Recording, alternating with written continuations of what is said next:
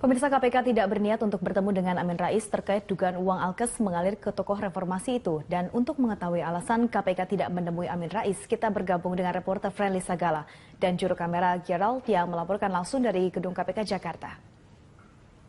Friendly, KPK menolak untuk bertemu dengan Amin Rais untuk membahas dugaan aliran dana Alkes. Apa alasan KPK?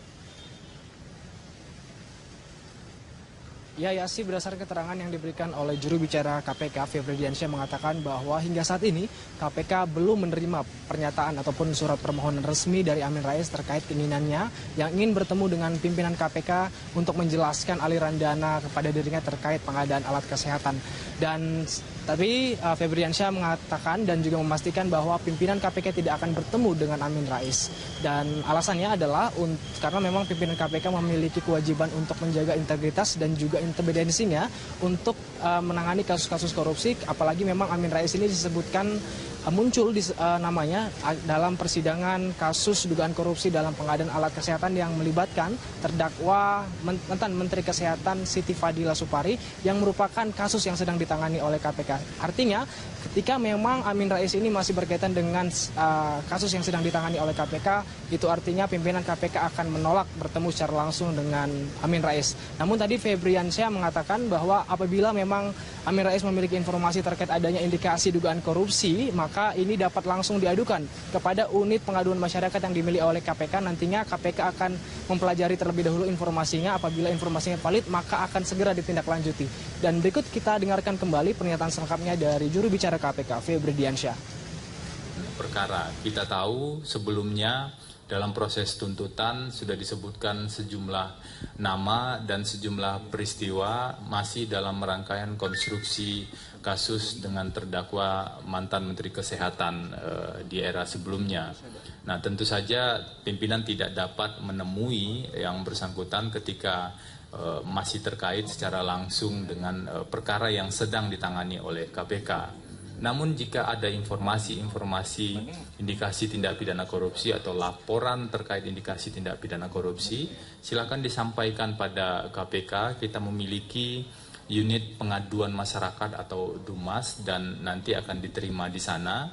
Setelah diterima kita akan pelajari, kita akan telaah validitas dari informasi tersebut dan jika memang valid tentu kita akan teruskan lebih lanjut. Jadi prosedur dan mekanismenya sudah ada di bagian pengaduan masyarakat.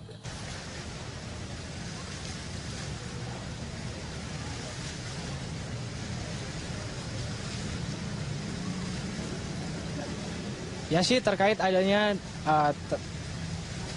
terkait dengan adanya pemeriksaan atau penelusuran yang akan dilakukan oleh KPK terhadap sejumlah tokoh dari Partai Amanat Nasional seperti yang dikemukakan oleh Amin Rais, ini memang masih belum disepakati oleh KPK apakah akan melakukan penelusuran, karena hingga saat ini KPK masih berfokus untuk melaksanakan ataupun memantau bagaimana persidangan kasus dugaan korupsi pada alat kesehatan yang menjerat mantan Menteri Kesehatan Siti Fadila Supari, karena nanti ketahui apabila dari fakta-fakta di persidangan akan dapat ditindaklanjuti apakah langkah-langkah yang akan diambil oleh KPK untuk menelusuri kasus-kasus ini.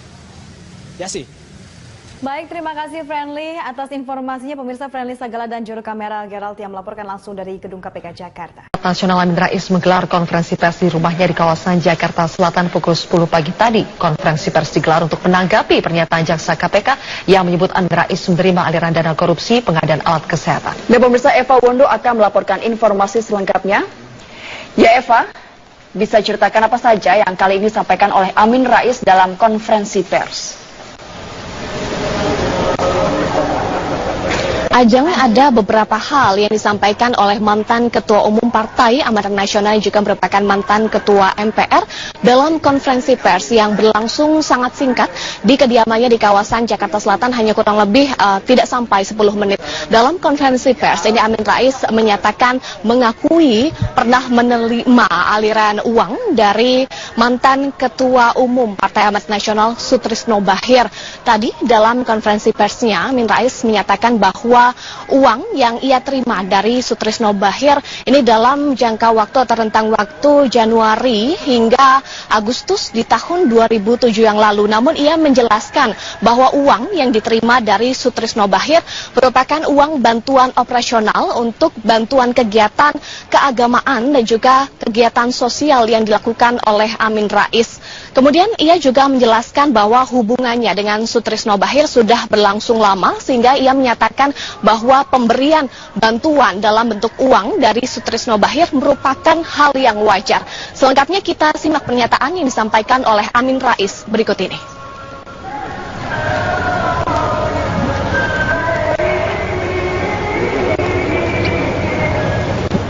Nah, Mas Fris adalah tokoh yang sangat baik dan dermawan yang sering membantu banyak pihak. Bahkan, persahabatan saya dengan Sutrisno Bachir sudah terjalin lama sebelum PAN lahir pada 98. Seingat saya, sebagai entrepreneur sukses waktu itu, Mas Fris selalu memberi bantuan pada berbagai kegiatan saya, baik kegiatan sosial maupun keagamaan. Mas Fris adalah tokoh yang sangat baik dan dermawan, sering membantu banyak pihak. Bahkan siapa saja yang mendapat bantuan dari Mas Fris, saya tidak tahu. Tentu Mas Fris lebih tahu. Ya. Saya pernah menanyakan pada Sutrisno Bachir, mengapa Anda membantu berbagai kegiatan saya? Jawabnya, saya quote ini, Mas Amin, saya disuruh ibunda saya untuk membantu Anda. Jadi ketika dia menawarkan bantuan tiap bulan buat kegiatan operasional saya anggap sebagai hal wajar. Nah, kalau kejadian 10 tahun lalu kini diungkap dengan bumbu-bumbu dramatisasi di media massa dan sosial, tentu akan saya hadapi dengan jujur, tegas, dan apa adanya. Di tahun 2007, saya sudah 3 tahun tidak lagi menjadi pejabat, waktu itu ketua MPR. Namun rupanya bantuan Sutrisno Bachir untuk kegiatan operasional saya yang berlangsung selama 6 bulan pada tahun 2007 itu ini menjadi salah satu topik berita yang sangat menarik dan harus saya ikuti secara tegas dan berani. Karena itu pada Senin mendatang saya akan berkunjung ke kantor KPK untuk menjelaskan duduk persoalannya. Menyatakan bahwa ia akan segera bertemu dengan ketua KPK. Ya, Amin Rais akan bertemu dengan ketua KPK. Ia sempat menyatakan hal ini, namun apakah pertemuan tersebut jadi digelar, Eva?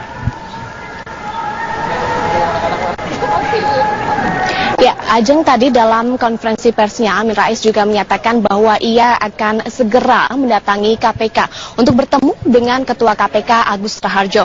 Tepatnya pertemuan ini akan dilakukan pada Senin mendatang atau pada tanggal 5 Juni sebelum ia berangkat umroh pada tanggal 8 Juni. Amin menjelaskan akan menjelaskan kasus ini kepada pimpinan KPK terkait dengan penerimaan uang yang ia terima dari Sutrisno Bachir. Kemudian ia juga menyatakan akan mengungkap 2 nama tokoh penting yang diduga terlibat dalam kasus korupsi.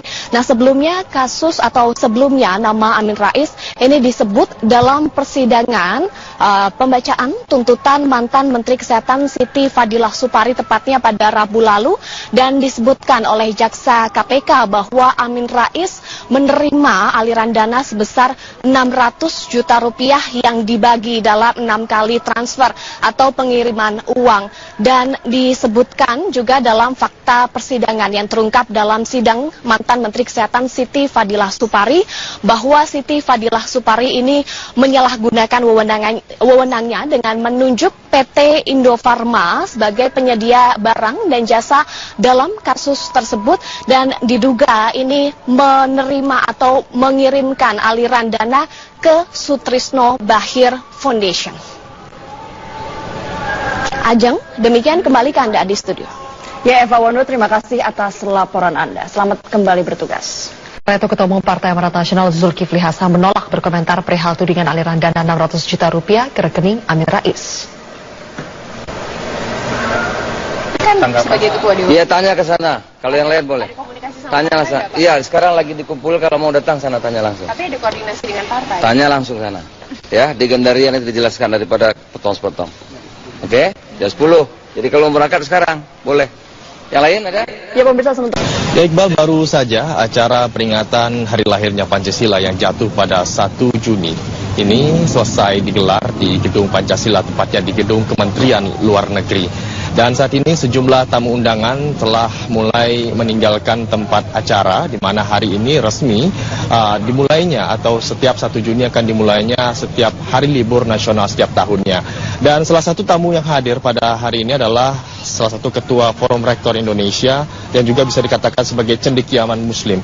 Pak, selamat pagi. Kita tadi baru saja menyaksikan bagaimana hari lahir Pancasila, dan Presiden pun juga selalu membentuk satu sistem kerja dalam forum ini. Dan Bapak melihat sebagai cendekiawan, bagaimana Bapak melihat hari lahir Pancasila yang saat ini resmi menjadi hari libur nasional? Terima kasih. Assalamualaikum warahmatullahi wabarakatuh. Pertama, bahwa momentum hari lahir Pancasila yang pemerintah telah menetapkan 1 Juni pada hari ini, kita melihat bahwa ini merupakan rangkaian proses kelahiran Pancasila, di mana bahwa 1 Juni ini adalah rumusan Pancasila yang oleh Soekarno pada waktu itu dilontarkan. Sehingga kalau kita lihat rangkaian sejarah dan peristiwa Pancasila itu 1 Juni, lalu 22 Juni dan 18 Agustus. Oleh karena itu kita melihat bahwa kita memandang bahwa 1 Juni adalah proses awal dirumuskannya Pancasila. Jadi belum sampai kepada Pancasila, karena pada waktu itu Soekarno melihat bahwa gagasan-gagasan itu belum sempurna, sehingga para tokoh-tokoh, termasuk tokoh-tokoh agama, tokoh-tokoh bangsa, budayawan, dan terutama peran utamanya ada tokoh-tokoh agama, itu memberikan pandangan bahwa Pancasila ini adalah rumusan yang perlu disempurnakan. Sehingga pada waktu itu, pada 1 Juni itu, rumusan Pancasila 1 Juni itu belum sama dengan rumusan Pancasila yang termaktub dalam pembukaan Undang-Undang Dasar 45 atau Pancasila yang kita kenal yang kita hayati pada hari ini, yaitu 5 sila.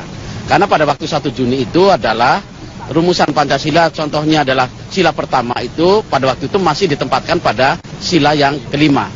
Dan pada waktu itu sila itu Soekarno merumuskannya adalah tokoh-tokoh Islam itu merumuskannya adalah sila pertama itu adalah ketuhanan yang Maha Esa dengan menjalankan syariat agama Islam. Nah, pada waktu itu terjadi perdebatan yang antara tokoh agama, dan Pak Soekarno pun meminta kepada tokoh-tokoh, terutama tokoh Islam, untuk merelakan atau membuang 7 kata, yaitu dengan menjalankan syariat agama Islam itu dihapus.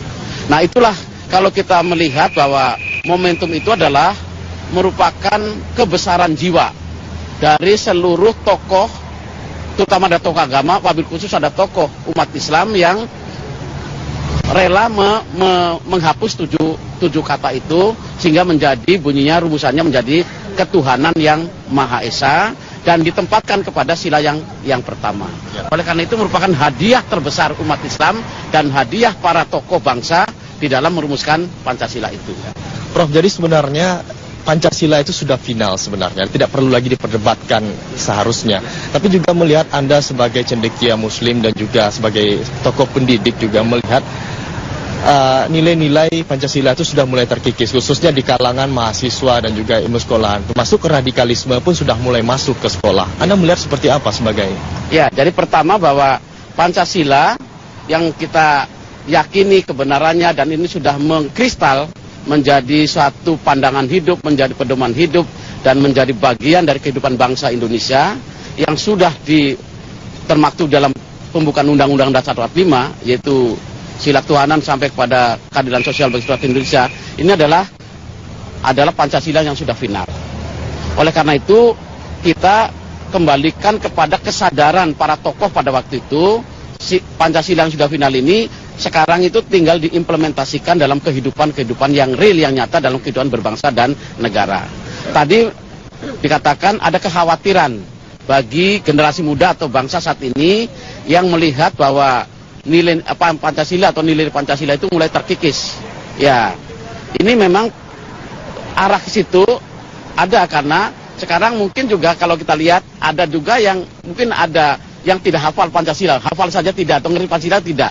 Ini perlu kami sebagai cendekiawan, sebagai Forum Rektor Indonesia, kita memang mendorong agar proses pendidikan di Indonesia, mulai pendidikan dari taman kanak-kanak atau PAUD sampai pada perguruan tinggi, harus tidak saja mengenalkan, tapi mengimplementasikan tentang Pancasila dan nilai-nilainya dalam kehidupan sehari-hari, mulai dari rumah sampai kepada masyarakat. Prof, contoh konkretnya, kini banyak masyarakat muda atau orang-orang muda tentunya menyatakan Pancasila itu sekarang hanya sebagai pajangan di dinding saja, tidak mengetahui apa sih makna persila itu, satu sila itu, ketuhanan Yang Maha Esa itu apa. Nah, mungkin contoh konkretnya apa dari peran dari dunia pendidikan agar sila-sila ini lebih dimaknai maknanya oleh masyarakat? Ya, jadi kalau kita mau peran lebih konkret dari sila-sila Pancasila, kita harus dimanapun kita berada, apakah di lingkungan pendidikan, kita harus mampu memberikan contoh teladan kepada siswa tentang makna nilai-nilai mulai dari sila ketuhanan. Contoh umpamanya kita memberikan mengajarkan kepada siswa bagi yang beragama Islam harus menjalankan perintah sesuai dengan agama Islamnya. Biar konkret. Dan ini harus diimplementasi terus. Yang dia biasa sholat, ya sholat, ya, di agama Islam harus sholat, yang agama Hindu juga harus pergi ke pura dan sebagainya. Itu harus dilakukan secara ini, itu kan contoh konkret. Dan ini harus diikuti terus, praktek-praktek kehidupan semacam itu. Jadi intinya Pancasila adalah harga mati dan Bhinneka Tunggal Ika itu sudah finish, tidak ada lagi. Oke, siap. Jadi bagi kita seharusnya bahwa Pancasila NKRI itu adalah harga final dan mati. Nah, kami dari cendekiawan Muslim, terutama pandangan kami dari Muhammadiyah, kita sudah mengatakan bahwa negara NKRI yang berdasarkan Pancasila dan Undang-Undang 45 dan Bhinneka Tunggal Ika itu adalah merupakan Darul Ahdi wa Sahadah, yaitu adalah negara yang didirikan oleh seluruh bangsa Indonesia, negara kesaksian. Siap. Terima kasih Prof waktunya. Ya, itu dia dari pernyataan Prof Suyatno yang menyatakan jika NKRI harga mati dan hendaknya Pancasila tidak hanya menjadi pajangan dinding belaka. Demikian, Suri. Eko Prima melaporkan langsung dari Gedung Pancasila, Jakarta. Terima kasih.